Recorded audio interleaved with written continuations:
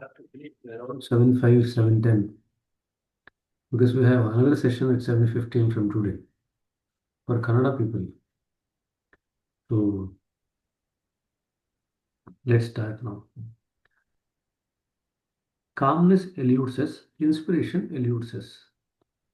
You see, we only drop our efforts when we become content.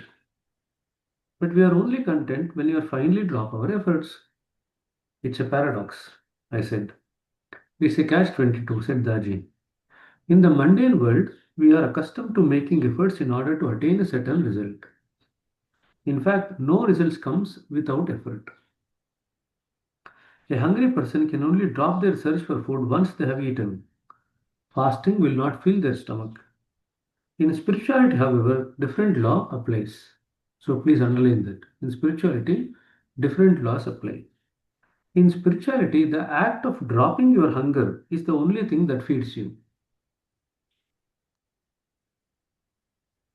So in materiality, you hold on to the hunger and then you satisfy the hunger by eating. But in spirituality, you actually drop the hunger to feel satisfied. So it's a different approach. The true state emerges when we have dropped everything, including our efforts, our search, and our own selves. Then the self manifests in its transcendental beauty, the real beauty. In dropping your search, you become open to that which you seek. In dropping yourself, you become the very thing that you seek. The last two sentences are important. Just underline that. In dropping your search, you actually become so open to what that which you seek. In dropping yourself, you become the very thing that you seek. So ultimately, what will become? We will become that thing which we are seeking. That's all that will happen in the end. So if we are seeking the source, we become the source. If we are seeking the real light, we become the real light. That's all that happens because ultimately we settle down on that particular thing, absorb that particular thing, and we become that particular thing. Daji paused. Of course, to abandon all efforts doesn't mean that you stop meditating, he said. Meditate more and more. In fact, dropping your search only means that you drop your searching attitude in meditation. So please underline, dropping the search means dropping the searching attitude in meditation. You drop your effortful, insistent approach. Action is necessary in order to achieve anything. And action is the key element in Karma Yoga. I said, yes, said Daji. So we must meditate. We must practice. We must act. But our action should be effortless. They should flow with ease. So to be effortless, it doesn't mean to say that you don't act only. You do the action, but you should do it in an effortless way. That's the point. Okay. Now, true effortless action only arises when we have been transformed from the inside out. So please underline that true effortless action comes once we have become transformed from inside out. So the transformation always starts from inside, gradually proceeds outside. On its own, the relaxation method cannot achieve this. However, the mental stillness that it produces triggers a greater receptivity to the divine impulse that is truly responsible for our manifestation. So now he's again talking about the role of relaxation in our journey. So what does he do? The mental stillness that the relaxation produces triggers a greater receptivity to the divine impulse that is the only that is truly responsible for our transformation. So we increase in receptivity to the divine impulse. That's what the relaxation does, and in that way, it actually aids our transformation. Okay, it does not actually directly transform. No matter how many times you relax, you don't transform. Beyond the receptivity, you need to go into meditation where you tap into the divine impulse. It's the divine impulse and the receptivity to the divine impulse that actually transforms us. Okay, so it should be clear because sometimes they can give you a question, what transforms us, relaxation versus meditation? Answer is meditation. Okay, and then people will write the relaxation and say, no, no, no, I do feel relaxed. It does transform me from a stressful state into a peaceful state. Okay, so they write in the exam and then come and argue after that. So you see, when we are filled with the tension and worries, we tend to deflect the higher help that comes through transmission. By relaxing ourselves, we accrue, accrue greater benefit. So the relaxation method is like a lubricant which allows the real spiritual work to flow unhindered. So you can underline that. It's like a more like a lubricant. So there is less friction between the connection between the lower self and the true self, the higher self. There is less friction between the two, so that it's smoothened out. The energy from the higher self can actually flow to the lower self. Okay, exactly said Daji. The purpose of relaxing the body prior to the meditation is only to facilitate that divine work. When we are in a deeply relaxed state, our interference in the process is minimized and we become more receptive. So, underline these two. Our interference in the process is minimized and we become more receptive. So, these are the two benefits of relaxation. We become open to the subtle showers of transmission that soothe our meditative hearts. We become open to the subtle showers of transmission that soothes our meditative heart. So, the relaxation method consists of a set of sequential suggestions that help us relax. It is best when used immediately prior to meditation, but we can use it whenever we feel the need. You can also help others to relax by reciting the suggestions to them, as Darji did for me. There is no need to memorize these suggestions verbatim. By understanding the essence of the relaxation method, your own words may intuitively emerge. After some time, you won't even need the method. You won't need to go through the entire process in such a systematic way because within the space of a single breath, you will be able to relax yourself completely. So the next page, they have given us the relaxation method. So you just need to go through it and then basically you learn the essence of it and then you develop your own words how to kind of put people to relaxation. One important thing is that you need to give pauses between two instructions to allow your system or the body and the mind to respond. If you continuously give instruction, you are not allowing the body or mind to respond. So even though you might have gone through the process of relaxation, they don't relax because you have not given an opportunity for their mind, body and mind to relax. Okay. So one important thing in relaxation is the gap between two instructions. That's very important. The pause. Okay. Okay. So I think you can just go through that. Whatever instructions are there, you can kind of just go through that. So one of the days we can do that relaxation method here only once. But most of your pre-work mentors will make you do it anyway. Okay, that will be part of your training. The pre-work mentors will make you do it. So we will go through that some other day. I'll bring you back to relaxation when your people are when I feel that you people are tensed. But I don't know when you will feel tensed because you all just wake up from sleep and sit. So we will see. Okay. Any questions before we move to how to meditate?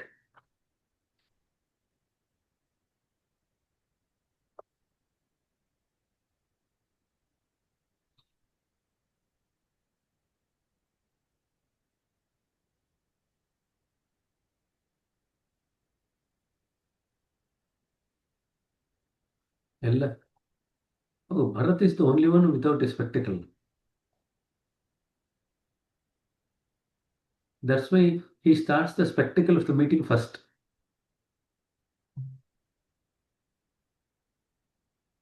So all the three of you have spectacles. So Bharat is the only one. So that's why he locks in early, so that he can actually help and handhold the people with spectacles. By starting the spectacle of this meeting. Okay. In one line, in dropping your search, you become open to that which you seek. Normally, we will have an preconceived mind which will be stored, but slowly after meditating, we tend to leave that and accept what comes on the way. So, is it that is highlighting here? That's exactly what. See, when we say the source of divine light in my heart, Okay. gradually we settle on the heart, and our heart life is now led from the heart. That's first stage. Then you will recognize what is that divine light, and you actually settle on that divine light, and then you become the divine light. Then eventually you go to the source, you settle on the source, you absorb the essence of the source, and you become the source. So, is it my understanding correct that no, when I read a book, I create an imagination about the situation, and that becomes an obstacle for the for for growth, which I ultimately I need to drop and continue what comes. The self is already within. Okay. We are trying to look for the self outside, right? So dropping the effort to look for the self outside. But you still have to meditate, but you have to meditate effortlessly. What are you going to do? If you don't put any effort, then you ultimately suffer onto your core of being. That's all that happens in meditation. You become the core of your own being, which is what you are anyway. But you have not realized that. Now you will realize that, oh, this is the core of the being. And that is what happens in the end in meditation. That we become the very object of our search. We become the very object that we are seeking to search. So you actually stop searching. You settle down on what you are. That's all. Because as you go in, you will start settling on what is in there. So initially you will settle on the samskaras. Then the samskaras get cleaned. Then you settle on that thing which is the substratum of the samskaras, which is supporting the samskaras, which is the canvas which holds the samskaras. And that canvas is the consciousness. So you settle on the consciousness. Then you expand in consciousness. Then you gradually go through the different subtleties of consciousness, settle on that thing which is the root of the consciousness. What is the root of the consciousness? Your own true self. You settle on that. Then you will realize that this true self is related to the supreme self. Then gradually you settle on the supreme self. That's it. That's the end of the journey. So you learn to settle on one thing after the other over a period of time. Okay. Normally, we are either externally focused or internally focused. But in Sahajman, what we do is we are externally attentive, but with an effortless internal focus. That is what we do in Sahajman. We are externally attentive to everything that happens, but with an effortless internal focus. So simultaneously, we are aware of both external and internal. Now that becomes Sahaj Samadhi, 360-degree Samadhi. Okay. So it's not one or the other in Sahaj Marg. It's an expansion in both the directions. In external activity, where necessary, we put in the effort. But in the internal focus, we are effortless all the time. So then we become selective in where we put the efforts as far as external activity is concerned. So external activity then becomes very easy because you don't need to put effort all the time. Only where necessary you put in the effort. Most of the other time you are resting in your effortless internal focus, which is where your own self and the journey is till you reach the self. Okay. So in Sahaj Marg, both are happening simultaneously. That's also one of the reasons why you actually progress faster. That's also one of the reasons why you actually evolve materially also, spiritually also.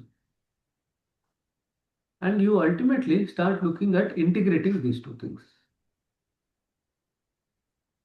Initially, our life is led by, okay, if I'm in material activity, I'm not in spiritual activity. I'm in spiritual activity, not in material activity. It's like one versus the other. But as we develop this particular way of leading life, externally paying attention to things while being effortlessly internally focused. So, effortful external attention while being effortlessly internally focused. That is what happens in Sajmark. So you lead the life to the fullest, both externally and internally. And this is to be experienced. Then you will see, Arey, life is very easy. It's not at all difficult. It's not at all boring. So even youngsters who are looking for fun will be very happy. Ah, nice. That is what will happen. Okay. So shall we go to how to meditate? Move on.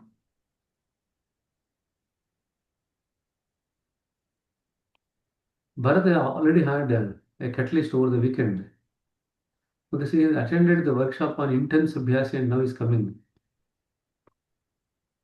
That's why we are reading relaxation so that his intenseness can come down.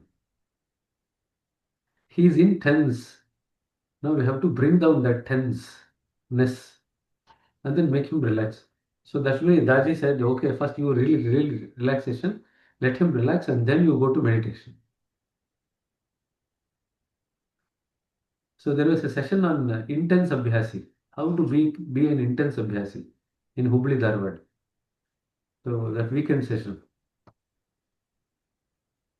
Okay, so we'll go to now gradually. I'm hoping that you're all relaxed now and you're also awake. You're not relaxing to the extent that you are going to sleep again because there are people in the room who like sleep so much that the moment I say that's enough, they'll go to sleep. Okay, thank you very much. I'll go back to sleep. So let us not relax to such an extent that we'll go to sleep. So I'm hoping that you are awake as we proceed to meditation. So how to meditate? Having fixed a time and place and found a comfortable pose, we are ready for meditation. We gently close our eyes and center our awareness in the heart. Supposing that, again, just add that the source of divine light is already present therein and it is attracting us within inwards. So just add that there because when Daji wrote the book, it was just divine light. Now the suggestion that we give, the source of divine light is already present within and that is attracting us inwards. What does it mean to suppose the divine light is present in the heart? I asked. It's a hypothesis, said Daji. At present, we don't know what is inside the heart. We are waiting to find out. Meditation is an experiment in which we test this hypothesis that divine light is present in our heart. The proof of this experiment comes when we actually experience it through feelings. Now, please underline. We experience the divine light not by seeing it, but by feeling it. Okay, that's what we are looking for. We are actually looking for the feeling of the divine light, not seeing the divine light. So when people report that they are actually seeing brightness or seeing light inside, more often than not, it is nothing but a touch of Maya. Maya always has a luminosity associated with it. The reality is a light without luminosity. So the real light that we are talking about is a light without luminosity. Maya is a light with luminosity. Okay, that's how you remember or differentiate between these two. How do we conduct this meditative experiment? I asked. We relax and gently allow our awareness to rest in the heart. Divine light is not a thought but a feeling. This feeling cannot be manufactured. Therefore, we should not make any attempts to think about it or feel it. Meditation is really a form of waiting, relaxed, patient waiting, without any expectation. Therefore, we do not repeatedly remind ourselves that divine light is present in the heart and it is attracting me inwards. We don't need to keep refreshing this idea. It is not a mantra that we repeat. Divine light is in my heart, divine light is in my heart. That would only disturb us. It would be artificial and effortful. Rather, the thought of the divine light must disappear from our mind in order to give way to the actual experience of the light in the heart. The thought has to disappear. The object of meditation is something that we feel, not something that we think about. So, underline. So Oxford Dictionary, I think many dictionaries describe meditation or define meditation as a process of continuously thinking about one particular thought. And that's a wrong definition. It is totally out of tune with what meditation is. See, this is what happens when Westerners who don't know about it, they start defining a thing that they have no clue about. So they have defined meditation as thinking about a single thought continuously. But what are we reading here? The object of meditation is something that we feel, not something that we think about. Does it make sense? Because if you're still thinking, you are in the realm of the mind. You have not gone into the realm of the spiritual existence. Thinking is in the realm of the mind. Feeling and experiencing is in the realm of spiritual existence. Okay? So thinking and emotions is in the realm of mind. Feeling and experiencing is in the realm of spiritual existence. So please have this difference very clearly. Thinking and emotions are in the realm of the mind. Feeling and experiencing are in the realm of the heart or spiritual existence. But the definition of meditation is to think continuously about one thing, I said. So Joshua Pollock is repeating the Oxford Dictionary definition. Okay? Yes, he said, but that we are continuously and totally attentive to this idea, but it is a deep attentiveness, a nearly subconscious attentiveness. People tend to misunderstand this. If you try to hold on to it as a conscious thought, you are only concentrating. That is not meditation. So if you're focusing on the thought at the mind level with effort, it's concentration. We have differentiated the concentration versus meditation. So in other words, we actually start with attention. Gradually, we move towards awareness and we settle in awareness. That's all that we do in meditation. And in that awareness, we will pick up where the work is occurring in meditation. And then you will report some work was occurring here, there, all kinds of things that you report that you pick up from awareness. In general, you are aware of whatever is happening to the entire system at a spiritual level, mental level, and physical level. So you report your experience of meditation at all three levels because you are now aware of all the three. When you pay attention, you are paying attention to only one aspect. So when you are aware of everything that is happening to your entire system at all levels, physical level, mental level, and spiritual level. And people report all these three without knowing that they're actually doing it. And that's where I think we have to actually highlight that they have actually experienced awareness across all the three and they've been able to pick up work across all the three levels of their existence. So people report that, oh, my hands became numb. So that's at a physical level. Then they report that I was getting lot of thoughts. That's at a mental level. Then they say I felt very relaxed. That's at the spiritual level. So can you see? In many meditations, we actually give a feedback across all the three realms. Okay. Now, what triggers this deeper attentiveness? So it's a subconscious deeper attentiveness where we are stabilized in awareness. That is what happens. So when we pay deeper attentiveness, we actually stabilize in awareness. Your attention to meditate. What triggers this deeper attentiveness? Your intention to meditate, said Daji. So how do we trigger this deeper attentiveness? By having that intention to meditate. That is what triggers that. That is sufficient. You see, consciousness is vast. Most of it lies beyond our conscious awareness. So now, underline these two words. Consciousness is one word. Conscious awareness is another word. So sometimes people get confused between these two. Arey, what is consciousness, appa? It's confusing. So many times they use this word in so many different contexts. What is this consciousness? What is this awareness? And now, to make it even more confusing, he's used the word conscious awareness. Okay. So most of it lies beyond our conscious awareness. The portion of consciousness of which we are aware is only a minute fraction of the totality. The thought of divine light pervades those deeper realms of consciousness that is beyond our awareness. So you do not have to wrangle with the thought of divine light at our conscious level. Even if this thought never occurs to your conscious mind, rest assured that you are still meditating. So you might not be aware at the conscious mind level, but at the subconscious level, you are continuously in meditation. And the effect of that meditation you will see later on with the evidence. What is the evidence? That you start changing in your life. That's the evidence that yes, you are in meditation. So, what do we actually do in meditation? I asked. So, Joshua Polik is confused. Many times he's saying so many things. So, Joshua Polik said, what, appa? What are we supposed to do, appa? You please tell me. So, simply relax into your heart centered awareness and wait. Daji repeated. Now, underline this. Simply relax. So, in a previous page, he said it is a relaxed, patient waiting. Now he is saying that where are you waiting? You are waiting in your heart centered awareness.